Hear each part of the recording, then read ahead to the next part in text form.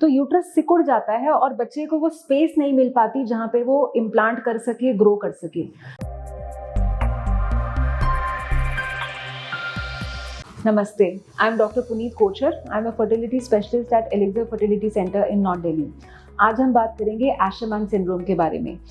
ये बहुत ही कॉम्प्लिकेटेड सा टर्म सुनाई देता है। What it actually means is that there are synechial adhesions inside the uterine cavity.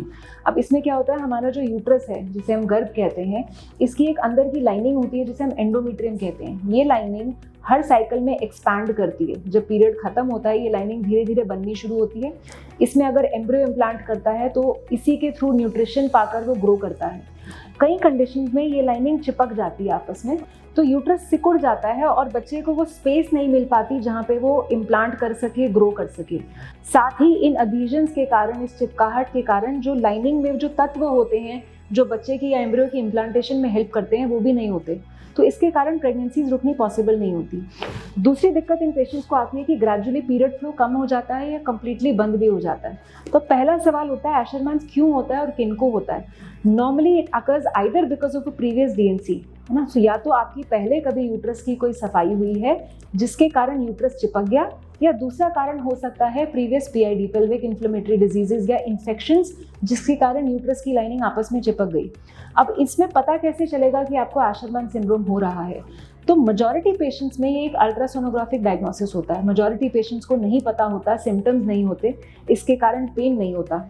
ज़्यादा से ज़्यादा आपको ये दिक्कत हो सकती है कि आपके पीरियड का फ्लो बहुत कम हो गया है, या कई केसेस में जैसे मैंने पहले बताया कंप्लीटली बंद भी हो सकता है। अल्ट्रासाउंड में हमें दिखता है कि यूट्रस की लाइनिंग इन पेशेंट्स में बहुत थिन होती है। नॉर्मली जैसे हम मिड साइकिल अल्ट्रासाउंड करें तो आपकी endometrial thickness should be about 7 to 11 millimeters. Patients with Asherman's have a very thin lining of 3, 4, 5 millimeters. If we do a proper 3-dimensional ultrasound, उसमें हमें कई जगह रीजन्स के पैचेस दिखाई भी देते हैं साइनी के, हमें अलग से पता चलते हैं कि किस पार्ट ऑफ यूट्राइन कैविटी में ज़्यादा है या पूरे ही यूट्रस में है। इसको सर्जिकली करेक्ट किया जा सकता है। तो एक छोटा सा प्रोसीजर होता है जिसे हम हिस्ट्रोस्कोपी कहते हैं, जिसको अंडर एनेस्थीसिया करते हैं। इसमें वजाइनली एक दूरबीन डालते हैं, टेलीस्कोप डालते हैं जिसे हिस्ट्रोस्कोप कहा जाता है। यूट्रस के अंदर हिस्ट्रोस्कोप डालकर उसी के द्वारा एक इंस्ट्रूमेंट डालकर इन एडहेजन्स को खोला जा सकता है। खोलने के बाद कुछ महीनों तक आपको टैबलेट्स पर रखा जाता है कि ग्रेजुअली लाइनिंग ठीक से बननी शुरू हो जाए।